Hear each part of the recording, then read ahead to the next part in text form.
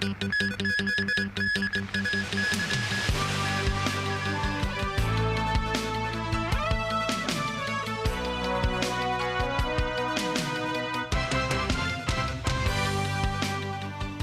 evening and welcome to TVB News. The 26th anniversary of Hong Kong's return to Chinese rule is just 11 days away.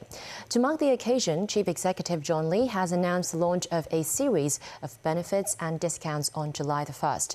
Among the treats, free rides on ferries and trams and 29% off the food and beverage bill at over 1,000 eateries. The CE has also warned that those who attempt to hijack the event will be dealt with in accordance with the law. Veronica Lin has our top story. July 1st marks the first post-pandemic handover anniversary. And today, Chief Executive JUN announced a series of special treats will be launched that day. On July 1st, residents can hop on the Star Ferry and travel between Tsim Sha Tsui and Wan Chai for free. Similarly, complimentary rides on Fortune Ferry's water taxis will be offered to those traveling between Central and Hong Kong, as well as 3 other routes. There will be free tram rides on 5 consecutive days starting from July 1st. Residents will also get discounted meals when eating out. Over 1,000 eateries will offer a 29% discount, a play on the number 71, which refers to July 1st. Many recreational facilities of the Leisure and Cultural Services Department, including most public swimming pools, as well as museums such as the Space Museum and M+ Museum in West Kowloon, will offer free admission to the public. Furthermore, the Fish Marketing Organization and the Vegetable Marketing Organization will offer a 29% discount on the listed prices of their products. Chief Executive JUN said ahead of today's Executive Council meeting that the overall atmosphere in Hong Kong is much happier and more lively than the past few years. He added that the government will continue to strive for economic growth and development. Before the pandemic, on the handover anniversary, many groups would take to the streets to call for changes. When asked about his views on any possible marches this year, Lee stressed that all activities must be conducted in accordance with the law. Lee said we must not forget that there were 2 incidences in the past where the July 1st rallies were hijacked by those who committed unlawful acts. He added that the authorities will pursue legal actions against those who hijack the events and sabotage the atmosphere.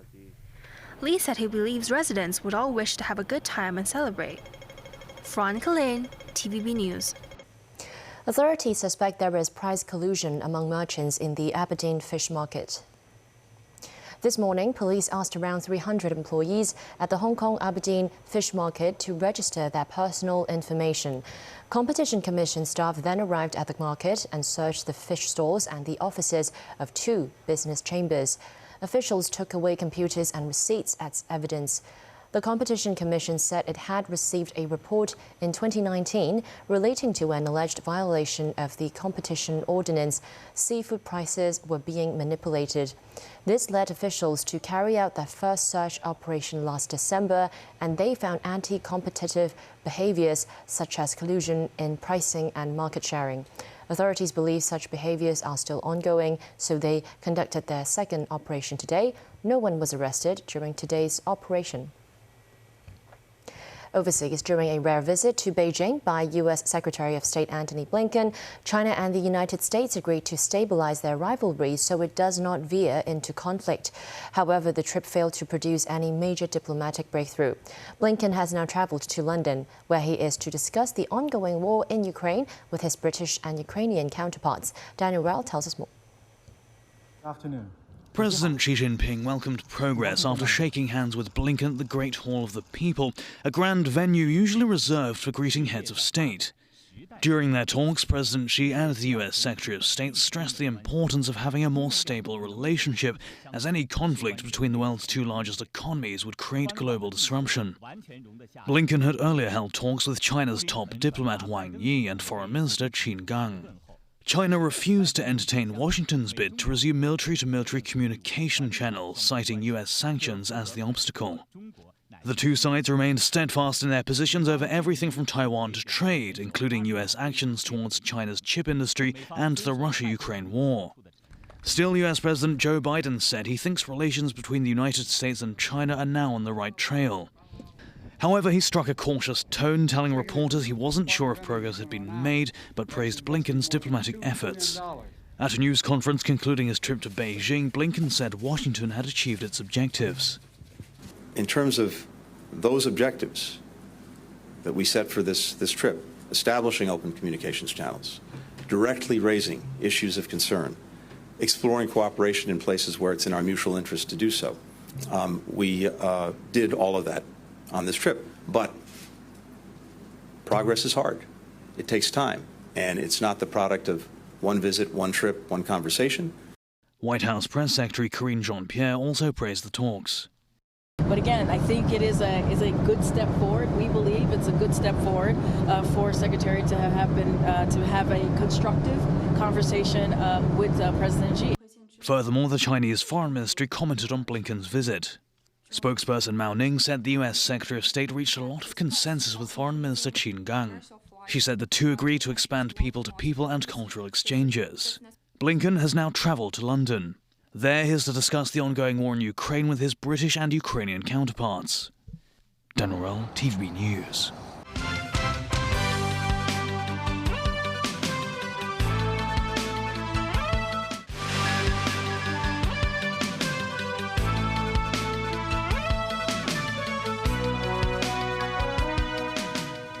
Welcome back to TVB News.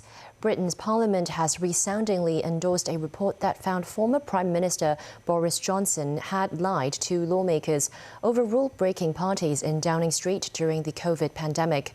Johnson abruptly resigned earlier this month after seeing an advance copy of the findings of a year-long investigation into his conduct at the time. Tracy Furness reports.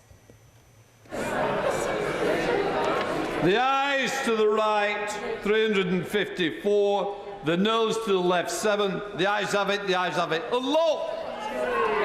Only a handful of Johnson's staunchest allies were thought to have voted against the committee's conclusions that the former Prime Minister lied to lawmakers about lockdown-flouting parties in his office during the pandemic. The committee's report found that Mr. Johnson deliberately misled the House and the committee, and in doing so committed a serious contempt.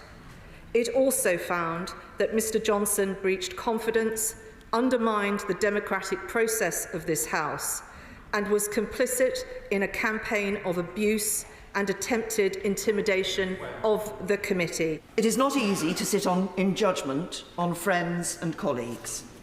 One day you're judging the behaviour, the next day you might be standing next to them in the queue in the members' tea room. I know it is not easy because as Prime Minister, I had to take decisions based on judgments about the behaviour of friends and colleagues, decisions which affected their lives and potentially their careers. But friendship, working together, should not get in the way of doing what is right.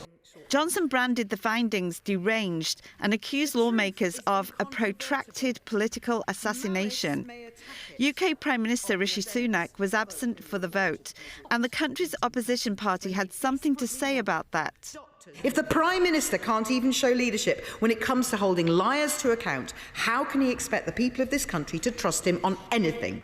Johnson, who turned 59 on Monday, was not there either. He stepped down as Prime Minister in September 2022, but remained a lawmaker until June 9th, after receiving notice of the Privileges Committee's findings.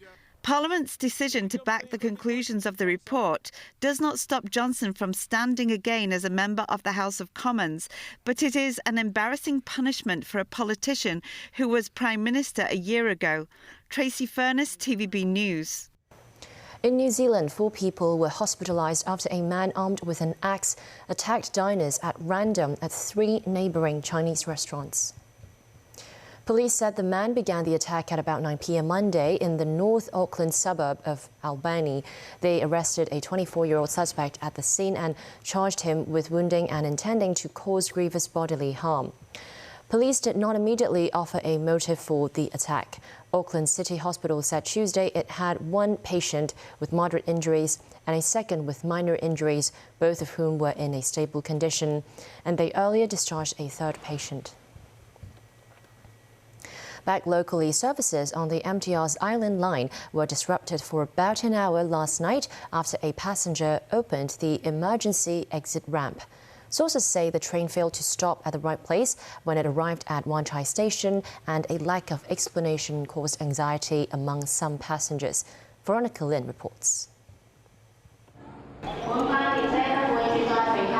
The platform doors on an Island Line train bound for Kennedy Town failed to open after reaching Wan Chai Station. The incident occurred at around 8 p.m. on Monday. Some 20 passengers left the train via an emergency exit ramp. They were assisted and led back to the platform by MTR staff. No injuries were reported. However, train services between Sheung Wan and Quarry Bay were suspended for about an hour. Lawmaker Gary Chung, who is a former MTR engineer, said the train, to his knowledge, simply stopped in the wrong spot. Zhang said passengers were probably quite anxious given some recent events in the city. They may wonder if there is an emergency on the train, he explained. Sources said the platform doors failed to open for around 2 minutes, and some passengers decided to open the emergency ramp. A spokesperson for a railway workers' union believes it's due to the lack of announcements from the train captain. Lam Wei-kyung, chairman of the Hong Kong Federation of Railway Trade Unions, says it is important to keep the passengers in the loop with announcements such as "Please be patient" and "There is a malfunction of train doors," etc.